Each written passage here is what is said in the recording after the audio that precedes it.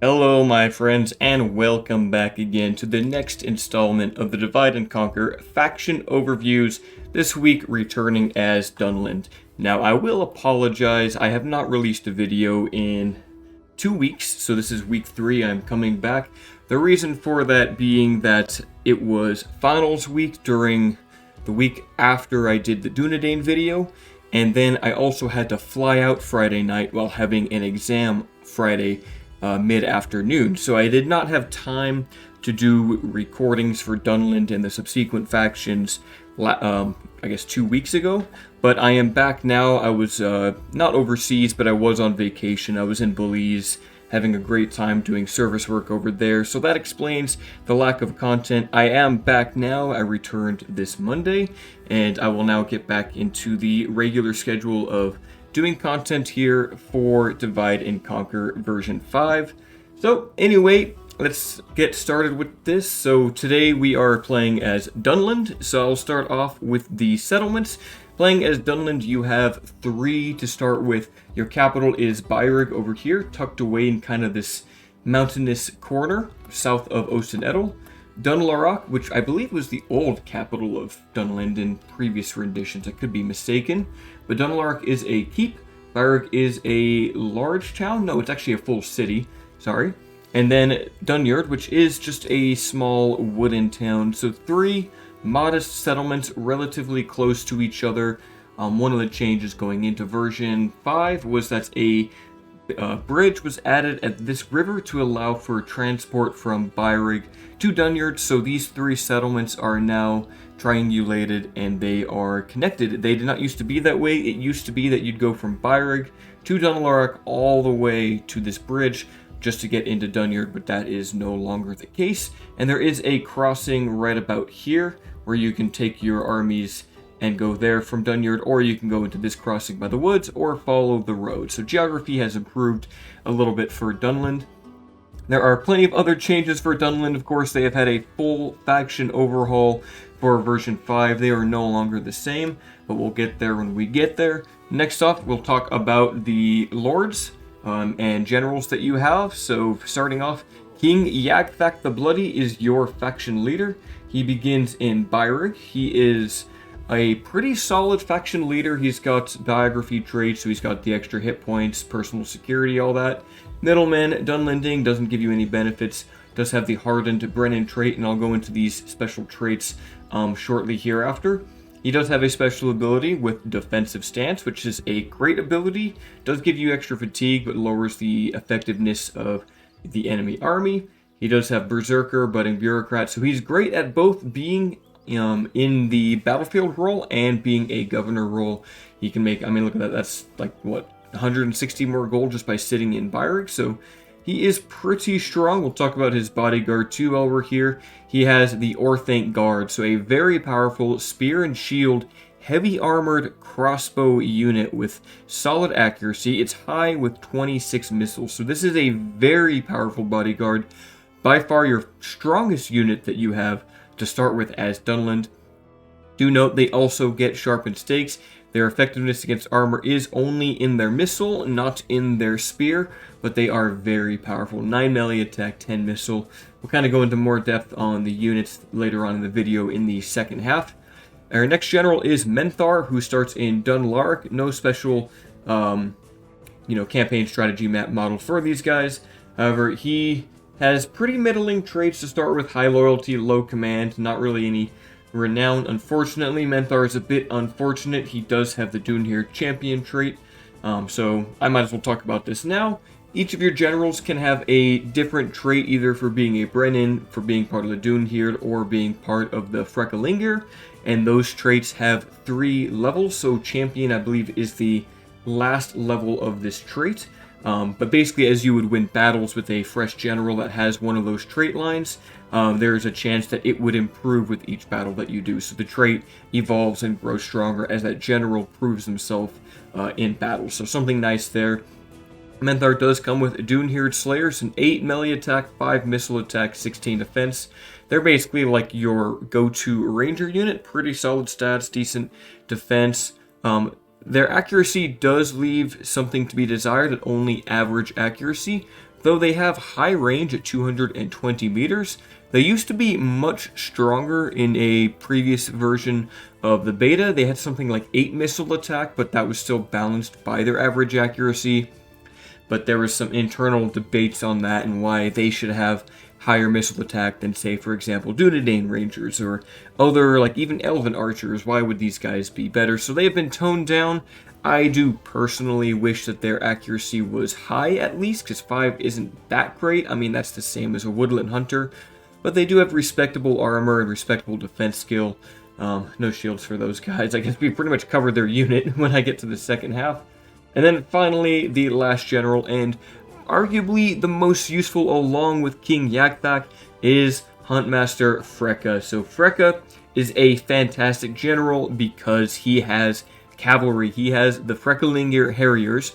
Now, not the strongest cavalry bodyguard, but 8 attack with an 8 charge and 11 total defense, though do note no shield. He is very, very potent. I would recommend use Freka very liberally in your campaigns. He is fantastic. I believe these guys even have a bonus against mounts. Yeah, they do have a bonus against camels, wargs, and horses. So a fantastic general. Great to have no matter where you send him. I would typically have him fighting against Rohan, but if you wanted to, you could have him go against Anadwaith, have him go to the north if you desire. Fantastic general. The one that I typically leave behind is Menthar, though do note, since he has the Dunhir champion trait, he does have a bonus to casualty recovery, so post-battle you'll get a few more soldiers that will stay alive. So there is an argument to use him, but otherwise he is kind of the, I would say, the lower child of the 3.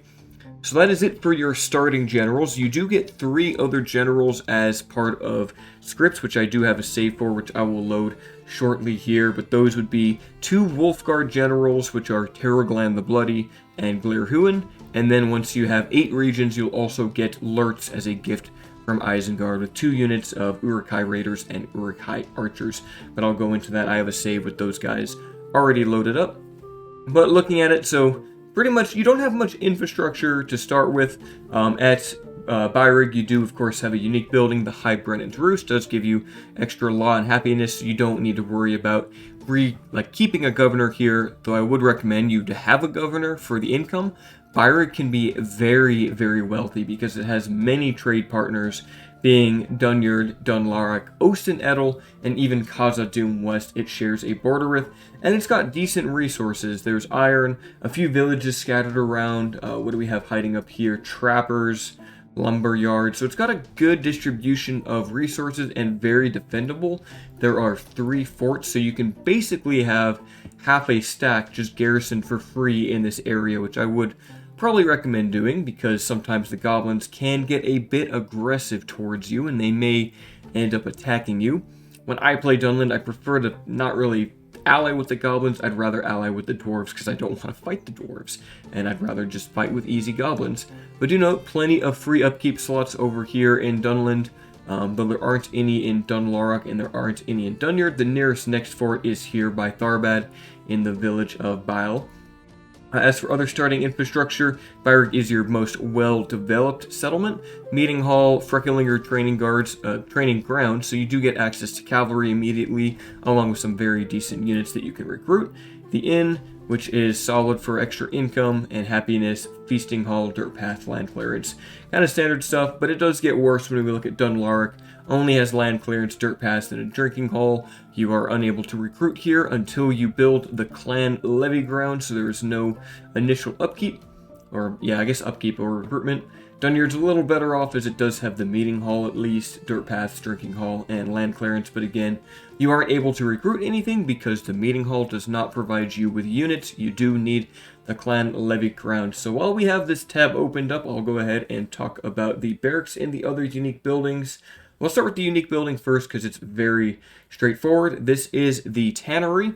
Gives you an increase to trade, building income, culture increase, and population. This has 2 tiers, the second being the Tanner's Guild, which you just double the income and the culture bonus. A great building to have, absolutely fantastic. You can build these anywhere that you have the Trapper's resource. So I don't know where it is for, is this it for Dunyard? No, it's a horse corral. It should be somewhere. The furs and the trappers resource, they're hiding somewhere in the village. There we are. So anywhere you have this kind of hard to see resource, you can build the trappers building. You can get that in Dunland, and outside of that, I don't remember off the top of my head where else you can get them, but they are pretty evenly distributed around. I'm sure if you just look around, you'll be able to find them. They should be pretty well off, although now that I'm looking around, I'm not seeing too many. Though do know anywhere that you have trappers, which is typically going to be forested regions, you will be able to make that building. Now we'll talk about the barracks, as the rest of the infrastructure is pretty standard for all human nations, and most nations now have access to the same, general buildings. Dunland is a tier 3 smithing faction, and everything else is pretty standard. So going into the barracks, Dunland has its own unique branching barracks. The first tier being the clan levy ground, which gives you your clan spearmen, axemen, and hunters. And then the next 2 tiers are where the branches, so it's like a pitchfork, I guess, or, well, there's only 2 branches, so like a bifork, I guess just a fork. The first being the Frecklinger training grounds. This one will give you access to the Frecklinger Hill Riders, and the Duneherd Dune, which will give you access to the Duneherd Berserkers, and you see there's a lot of other units here. So basically the way this works is there are a shared number of units for the barracks, so like the long spears and the raiders are shared, but you get 1 unique unit per tier. So for the Duneherd Dune, that would be the Duneherd Berserkers. When you go up to, where is it, the Duneherd Brock, you get the, where are they? They should be the Duneherd Warriors here. These are the throwing axe and dual axe, or no, great axe wielding units. So they have a 2-handed axe and they throw axes. And then at the Duneherd Motilla, you get the final unit being the Duneherd Slayers, those the archers that we talked about that Menthar has. So as for the Frecklinger, this gives you your cavalry.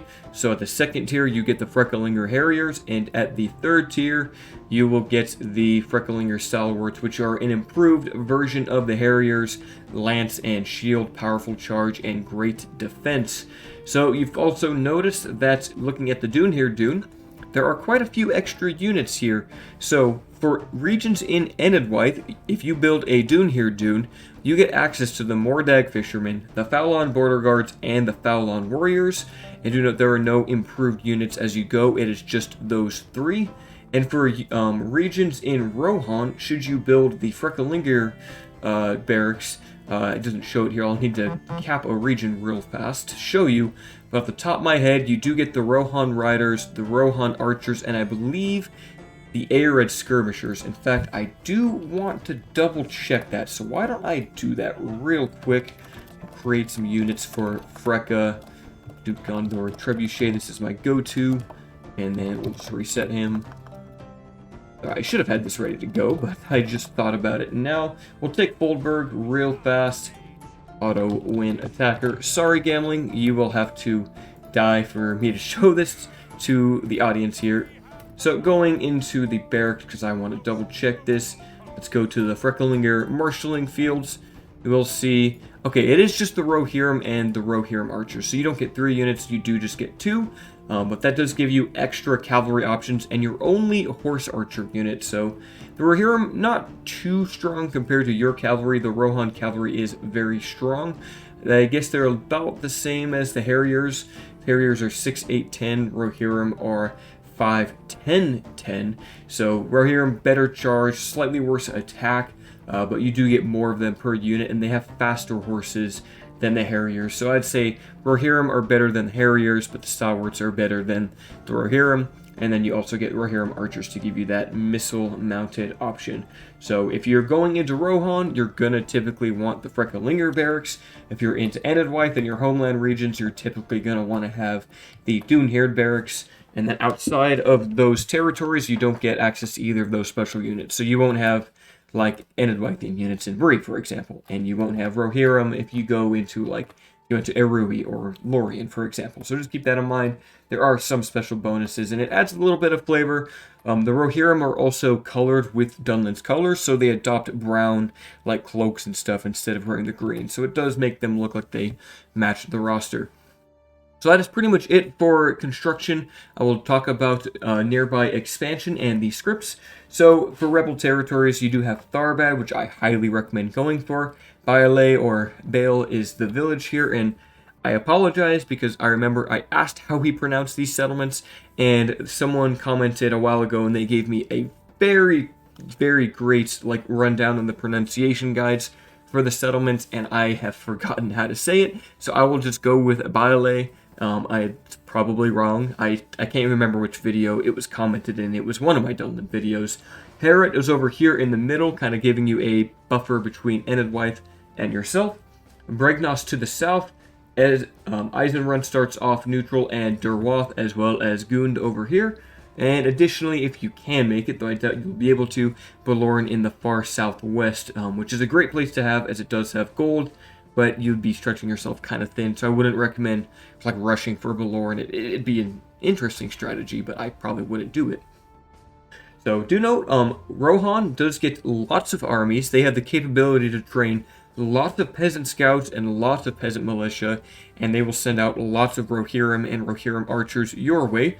So I would not recommend pushing south first. I would recommend let Rohan deal with taking Eisenrun, Derwath, and Bregnos. Let them throw themselves up against the rebel armies here, as they are somewhat formidable, especially in Derwath and Bregnos. And there's a few roamers here, like Captain Osgar, who has some rebels hanging around.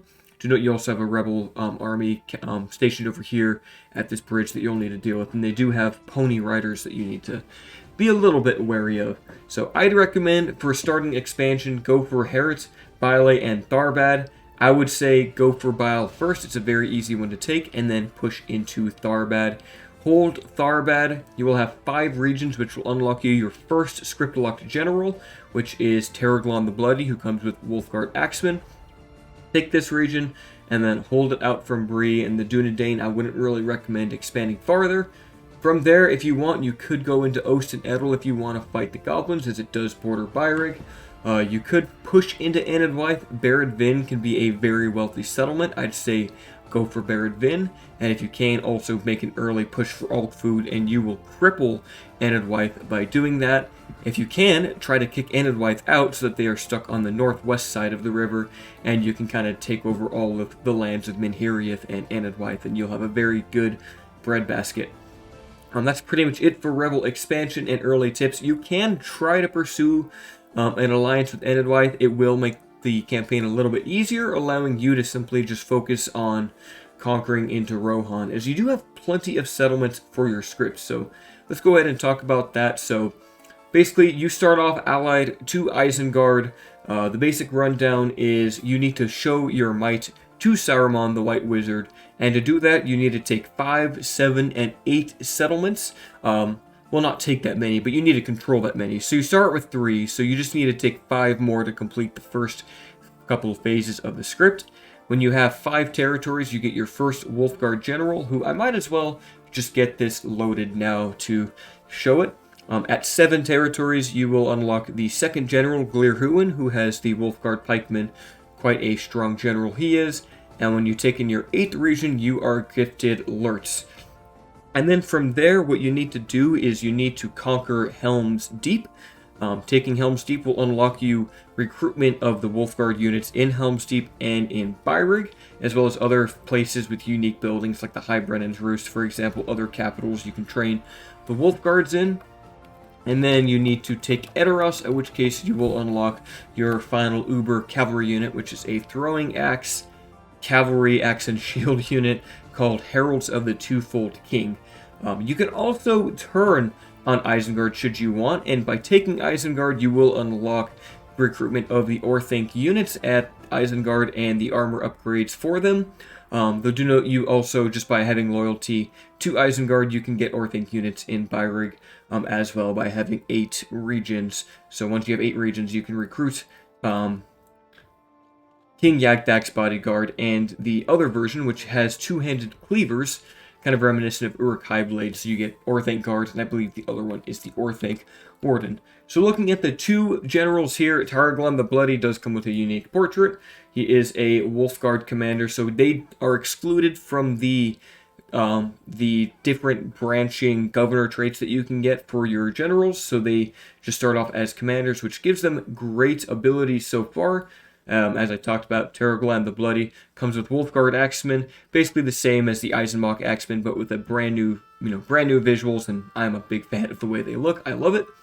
And Glirhuin, also kind of same thing going on. Wolfguard Commander does have Iron Fist. Terragland the Bloody does he not have a special ability? I guess Terragland doesn't, but Glirhuin does, and Glirhuin comes with the Wolfguard Pikes.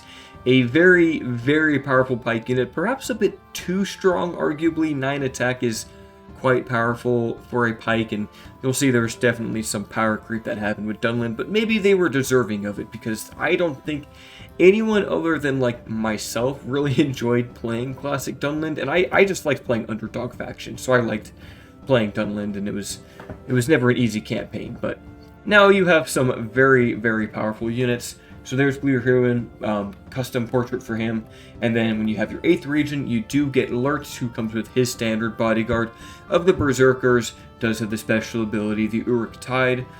Do note, Berserkers, very, very glass cannony. Even though Lurtz does have +6 hit points here, he is very prone to dying in melee combat. I would recommend get a blacksmith to get him the fully upgraded armor. Helps him stay alive a little bit better, and there's a significant increase in Berserker survivability when you have that, because even though they have 2 hit points, they go down, especially the missiles, and the general himself, he does not survive too long. So keep that in mind. Lurtz, I often end up with him dying in my campaigns, both as Isengard and as Dunland. He just doesn't survive. It's not a great bodyguard. I'd honestly rather him have a new bodyguard, like kind of what Reforged has with Lurtz's Hunting Pack, where he has a very powerful, fast archer unit. But that's just my 2 cents. That isn't anything to do with Dunland. But yeah, once you have taken Lurtz, you've taken Hornburg, and then you've taken Edoras, the script is basically over. Should you keep Huntmaster Freka alive the whole time, because he has Freka's crest, he also has a quest also, then he will also be able to upgrade. His bodyguard will change.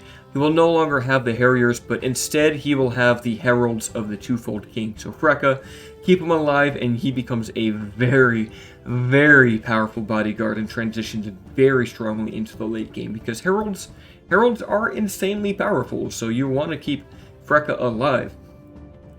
That's pretty much it for the scripts of Dunland. You can also at any point say, you know what, screw Isengard, we're going to fight them. However, the moment you do that, Isengard will become active, and they get, I believe, 3 to 4 stacks of Uruks that will both pour out from Isengard and attack both you, and they will attack Rohan. You will lose access.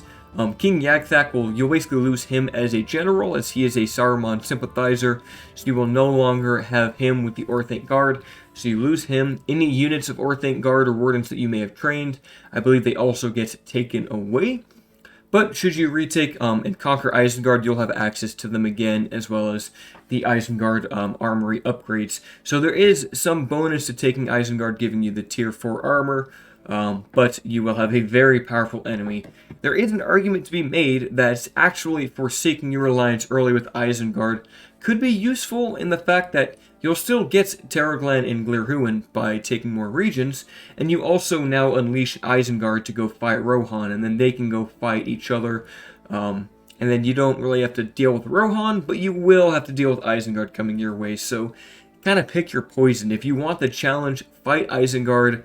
Good luck. I'd say focus on having territory up in the north, and then try to have a good economy and a power base. I would definitely ally with Enedwythe or take over all of Enedwythe before doing that, but do note, Rohan makes it across the gap pretty quickly, so if you're going to do this tactic of fighting Isengard, just be wary of Rohan. They're going to already have armies going westwards, and Rohan is very aggressive towards you, as you are their only starting enemy. That's pretty much it for the campaign map. Last things of advice I'll go for before we go to the battle map or the unit composition that I recommend having. So I would always recommend, every time you can, recruit Dunlanding Long Spears. These guys are very, very, very, very powerful. Very plentifully available. Get as many of these as you can for your armies. They're going to help you both defend cities, take cities. They're going to help you deal with Rohan and their cavalry spam. They do have a weakness to archers, so Enedwife has pretty good tools to fight them. But against Rohan, you're going to want Dunlanding long spears. Additionally, you're going to want clan spearmen. They are a very cheap spear unit. They can take the charge and eat it all day and then fight back against cavalry. So really recruit those 2 units. And lastly, I would say get the clan hunters. Really, these are the only 3 units you really need. Maybe some clan axemen too, just to throw against infantry, as they are cheap and very cost effective with solid stats. But really, the triple threat of long spears, spearmen, and clan hunters. Then you can throw in a few hill riders, and you've got a very solid army. The raiders, I've had mixed opinions on these guys. I want them to be good. They seem like they'd be solid on paper, but I think it's their armor skill that really lets them down. They just get destroyed very quickly. They used to have a very high attack. They were like 9 attack, 9 defense, so they were a glass cannon, sword and shield unit, but I wouldn't lean too heavily into those. Instead, just focus on long spears and clan hunters, and you'll be good to go for most of your battles. But anyway, we'll go into a more in-depth unit analysis now on the following screen. In fact, let me just double check. I haven't missed anything on the faction info before we go on, because often I always forget something. And of course, if anytime you want to see the specialties of a faction and what they're about, just click the mission icon. That is a new feature of version 5. So nope, I'm not really missing anything there, so we are good to go. Do note the ring script hasn't been touched upon. It's a very complicated script, so Dunland can't as of yet do anything with the rings to give it to Isengard, though there has been discussion of that. It's just whenever someone wants to deal with looking at the ring script, because it is very, very complicated. It's very... It's scary, I think, is why people haven't touched the ring script yet. But hey, if anyone knows how the ring script works and has a good in-depth analysis, or has a submod to make it work, pitch it to the team. But anyway, that is it for Dunland's faction overview on the campaign. I will now bring it over to the battle map. And welcome to the battle map side of things. So for this, I am going to go with infantry, then the archers, and then the cavalry. I thought about splitting up the units based on the barracks tree that they went on, but then you have so many categories like mainline infantry, mainline missiles, and then the Dunherd units, and finally the Freckelinger, that I decided it just makes the most sense to split them up and talk about the units as we go along through the roster. And something that I want to do from here on out with the rest of the videos is start with the bodyguard, as that is kind of a de facto unit for each faction. So we will start off with the Brennan's Guard. So Brennan is actually a Welsh word, which means king, and I totally did just look that up. So the more you know about that. This is your standard bodyguard. You'll have it for any generals that aren't from the scripts or your starting generals, but any family members or adoptions or men of the hour will adopt the Brennan's Guard, and they have quite the visual style to them. These are an 11 attack, 23 defense bodyguard unit. Of course, they inspire your troops. Overall, a very solid bodyguard. Nothing too fancy, decent stamina, no special bonuses against cavalry or the like, but they will keep your leaders alive through the battlefield, like against infantry, cavalry, archers, whatever's going to shoot at them. These guys will keep your general alive, and they can do fairly well in the front line with their very respectable stats at 11-23. Certainly not going to win any awards for best infantry in the game, and in fact, I want to say, what are Gondor infantry? I think they're like 9-20 or something like that. 9-19. I should put that on my wall somewhere so I can just reference units to Gondor units, because that makes the most sense. But overall, a very standard and solid bodyguard. They've been buffed in terms of their general stats compared to version 4.6, though they did lose the armor piercing that they had in previous renditions, but I think that's okay since you aren't going to be fighting too much heavy armor. As Dunland, mostly you're going to be fighting Anadwyth, Brelanders, maybe some of the Dunedain, and like Rohan, and Rohan doesn't field incredibly heavy armor, so you don't really miss the armor piercing unless you're fighting like against the dwarves, and I would recommend that you try not to fight the dwarves. I would ally with the dwarves just to kind of show the friendship that the dwarves had and the people of Dunland. So anyway, that's it for the bodyguard, a fantastic unit. Also, I want to show off the flags there. I think these are just incredibly well detailed. So they also have like Crabane, like feathers and stuff on their helmets, so showing, you know, that nod to the lore and the symbology of the Crabane, which is a very sacred bird to the Dunlanding people. So now going on into the militia infantry, and we'll start off here on the left with the clan axemen. In fact, we might as well talk about both of them. Clan axemen and clan spearmen. So both of them having 5 total defense, with the clan axemen having 1 more attack at the cost of not having the armor piercing.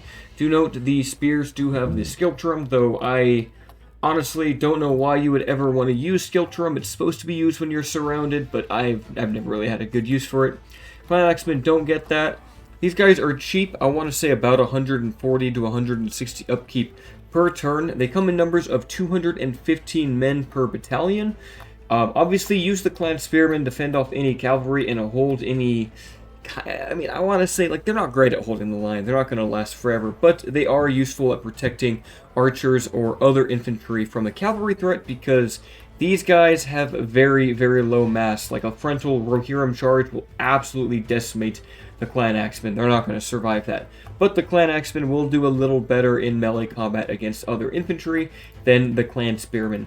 For battle tactics, I recommend just use the spearmen defensively and use the clan axemen. Try to run them either into a head-on fight with your enemy's front lines, or try to have them navigate their way to the enemy's back lines where their archers might be, and just have the clan axemen chase them down, as they do have a decent movement speed bonus at 110%, so they're a little bit faster than other units, and they're so cheap that you can kind of just forget about these guys, send them in to go fight something and let them, you know, go do their work. And honestly, clan axemen aren't too bad at getting the job done when they need to kill like a lower tier infantry, so not a whole lot to say. They are militia, they are garbage, throw them in, forget about them, and then just recruit more.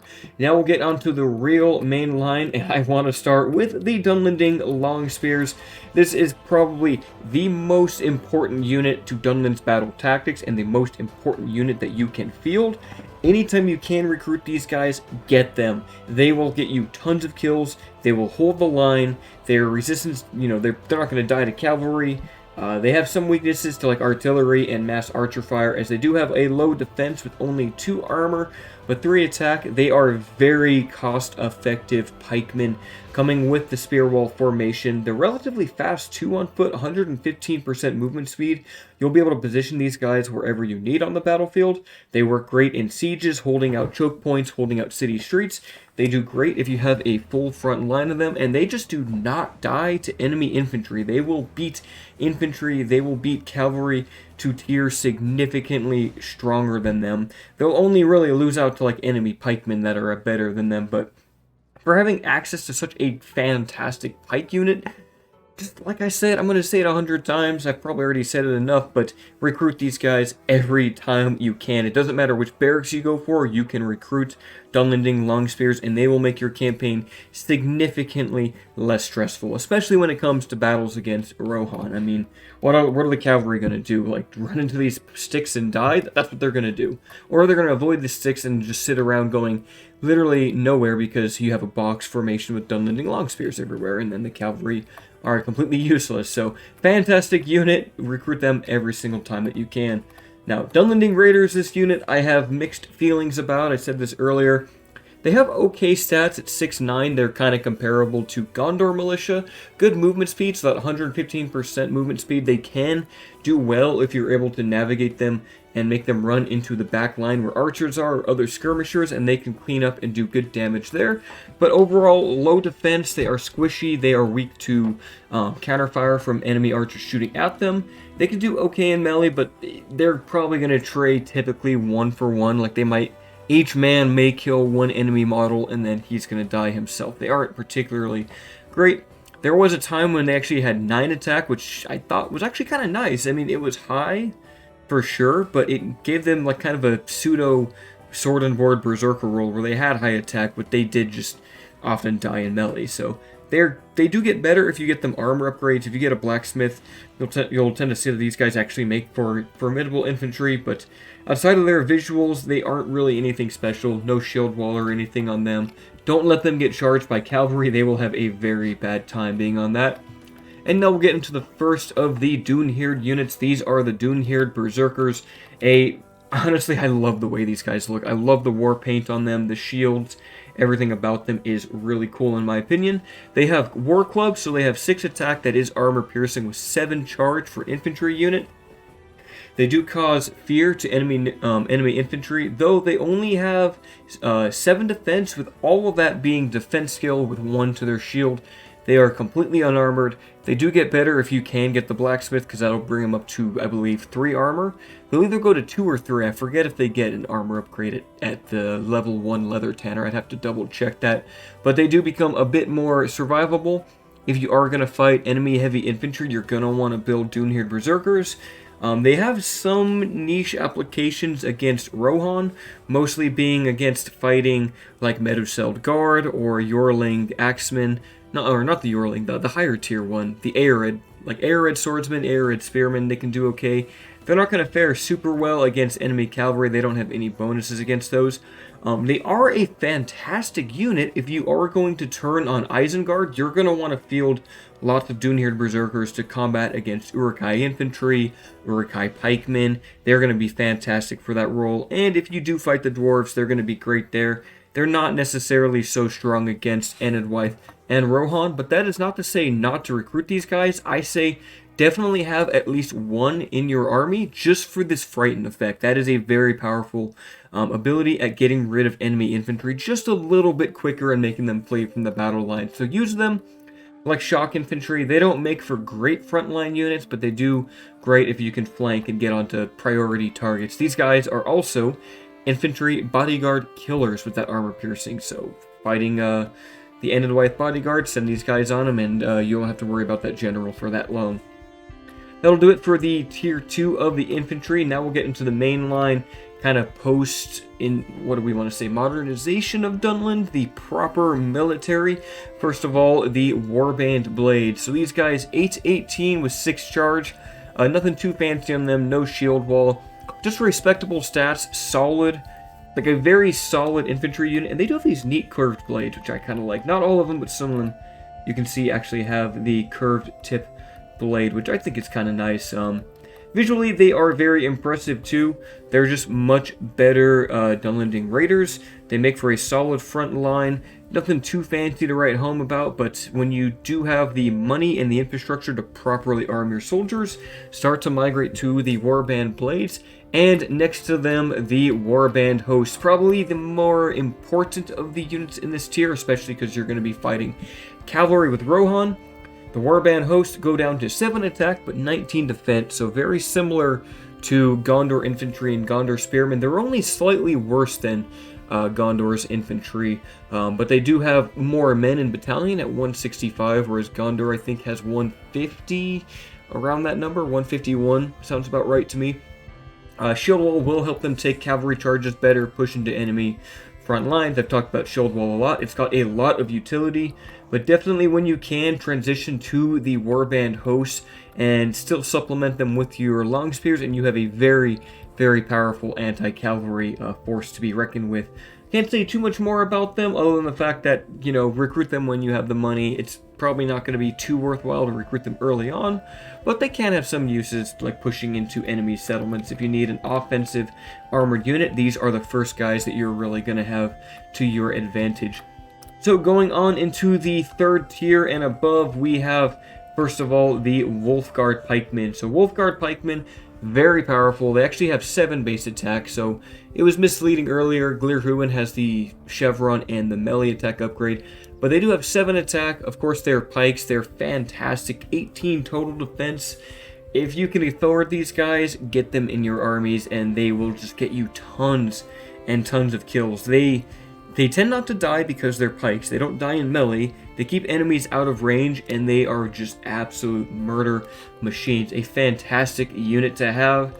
And if you aren't fighting cavalry, or if you're fighting really heavy infantry, may I recommend the Wolfguard Axemen. So basically just like the Eisenbach Axemen of version 4.6 and before. 12 attack, 18 defense with a good charge of 8. That is very nice.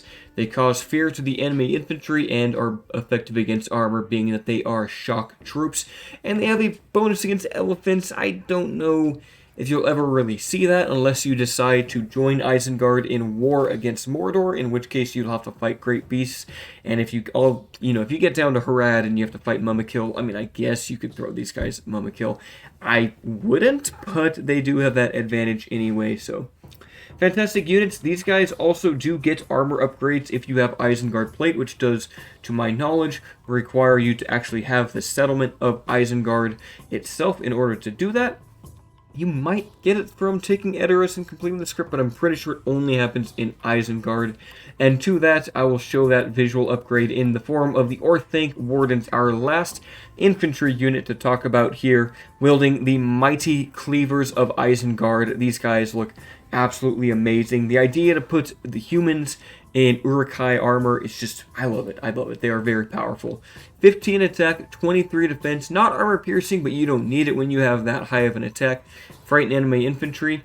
These guys, do note, have a bonus against all types of mounts. So camels, wargs, horses, elephants, they are good against it all, which makes them very unique among like two-handed sword two-handed sword infantry. They have a bonus against all types of mounted units, and they will fare very well in combat with, against infantry and stuff. A very powerful unit, looks absolutely stunning with the kind of like plate up front and then like the kind of chain and cloaks in the back. I just think these guys are an amazing addition, and there may be some argument to say maybe Dunland is too elite now, but I mean, they were such an underdog faction and a nobody faction. Like, if I had to guess and just throw a number out there on the amount of players that like Dunland before, I would say like 5%. That's my best guess. If you guys think otherwise, let me know. But I think Dunland is a lot more enjoyable now with their new roster and having all these fun tools that makes their late game progression, like,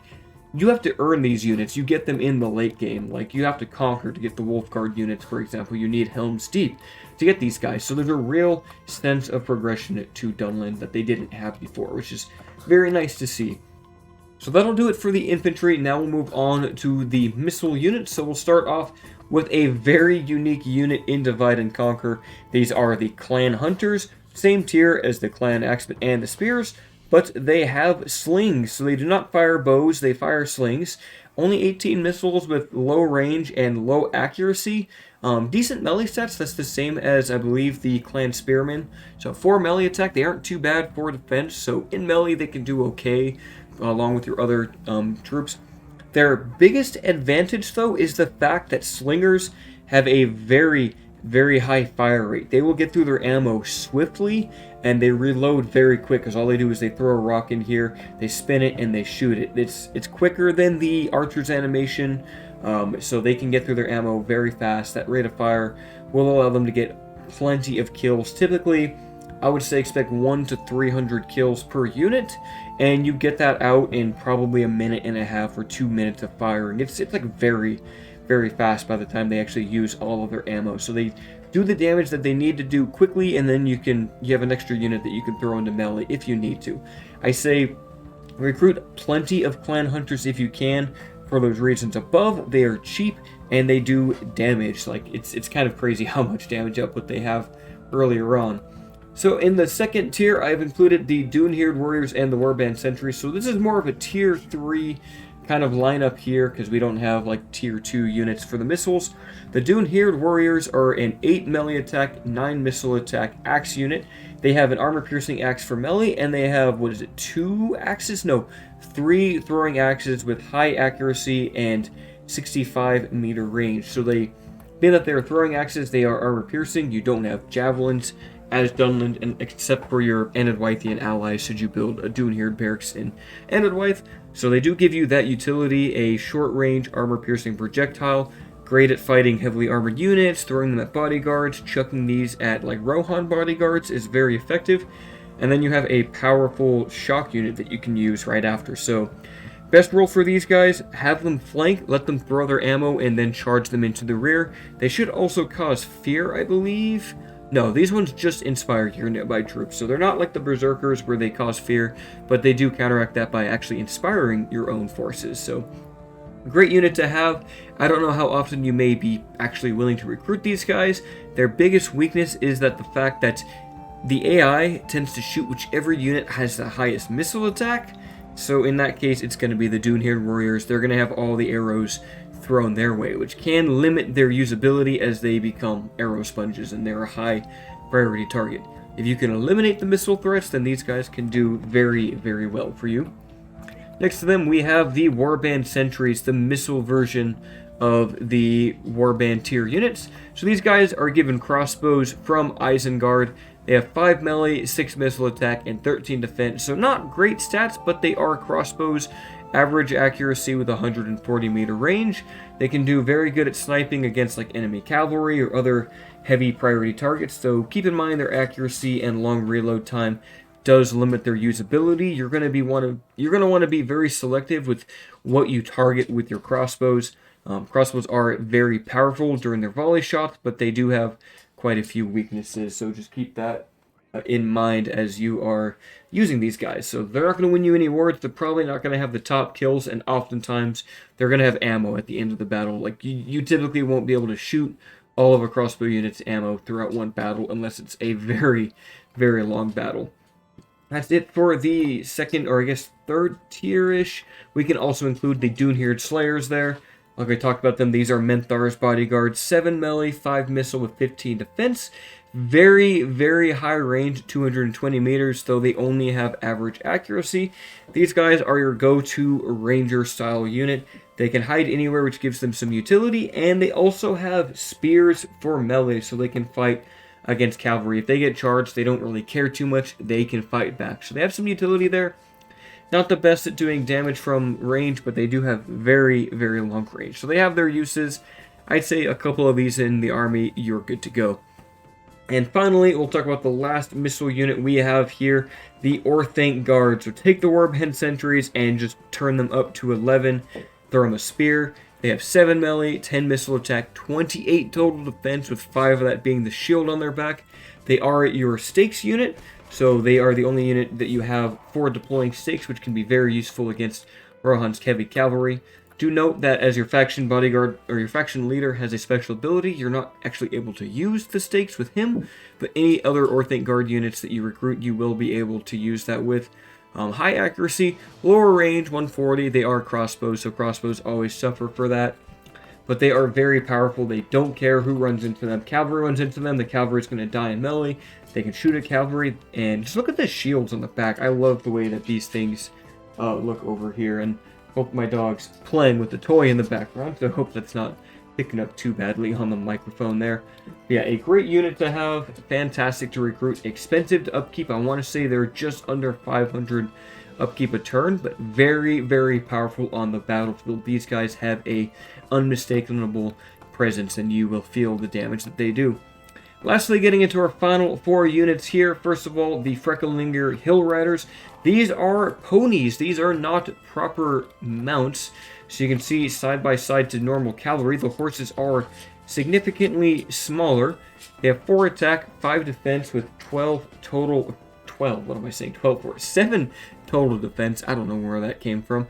They have lower movement speed than typical cavalry at only 90%. So they're not that fast. They can be caught. They don't really do too well in combat, but they are cheap. They are an early tier cavalry unit, and they give you, you know, that mobility option that you don't typically have otherwise. So an interesting unit there. In the second tier, the Frecklinger Harriers, we talked about these being Frekka's bodyguard, 6, 8, and 10 there. These guys are good against mounts, so they're great at fighting against enemy cavalry, and they can do well charging into enemy formations, doing hammer and anvil tactics. Their biggest weakness is going to be against enemy skirmishers, so mounted horse archers, infantry archers, javelin men. They have no shield to protect them, so they are very susceptible to missile fire. But they are very fast, so that you can kind of work around that, being that they are still cavalry. Next behind them are the Frecklinger Stalwarts. Basically just upgrade the armor and the stats of the Harriers. 7 attack there, 10 total charge, and 17 defense. Given a shield value of 4, they can actually take missile fire, and they do not have a bonus against cavalry. They are just kind of there to do, just to do work against enemy infantry, enemy archers, whatever you need them for. So visually, they're also quite colorful, which is something that I just now noticing. Different color shields and armor and cloaks. They're very, very well done. They do require the tier 3 barracks. And lastly, we have the final unit, the Uber Heralds of the Twofold King. These guys are restricted to Edoras, so you must take Edoras to recruit them, which is at the end of your script line, and they can be Freka's bodyguard if you keep them alive to that point.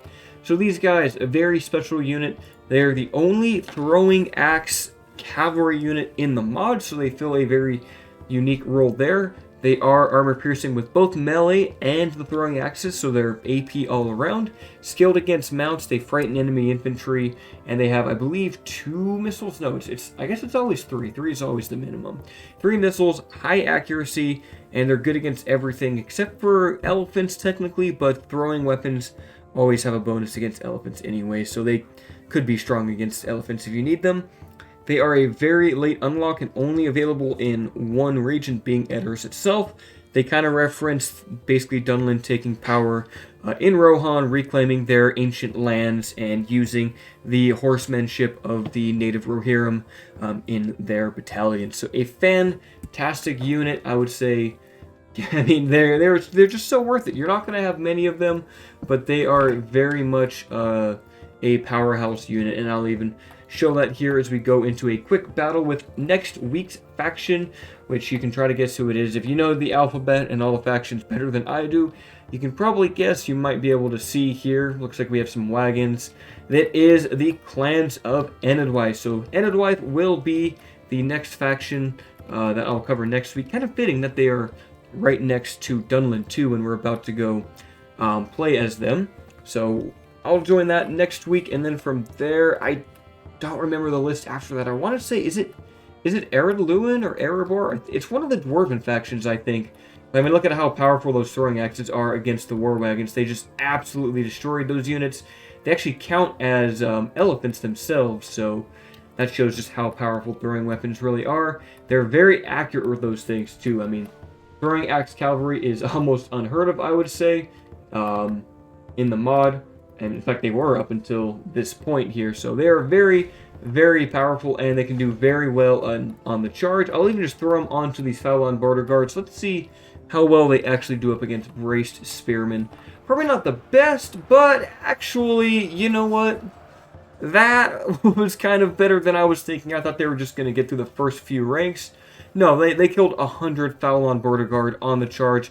They're making them waver because they cause fear. So yeah, they are an uber cavalry unit for Dunland. Probably your best unit. If I had to put one as the best Dunland unit, I would say probably Heralds of the Twofold King, just for what we saw there and how powerful they are with their missile attack and their charge. So fantastic unit, armor piercing, both missile and melee.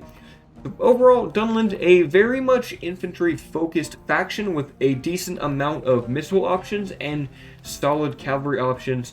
Obviously, we didn't include the Enedwythian units in the roster, nor the 2 Rohirrim units, but those do give you additional skirmishers and cavalry to play around with. And what is going on with the charge here? Hello, guys? Alright, they finally figured it out. There must have been some border guards still left in melee there. But that pretty much will do it for today's episode on Dunland, and we will join back next week now that I'm back into the regular, hang of things. I might do a video with the Warhammer 3 Chaos Dwarves, as I will be having access to them on Monday is it Monday the 3rd, I think? So I'll have access to those shortly, and I might do a video on them. I don't know. I'm not too big on doing Warhammer content as much as I thought I would be. I'm mostly just here for Medieval 2 and specifically Divide and Conquer, my favorite mod for all of these years. But anyway, until the next one, my friends, farewell.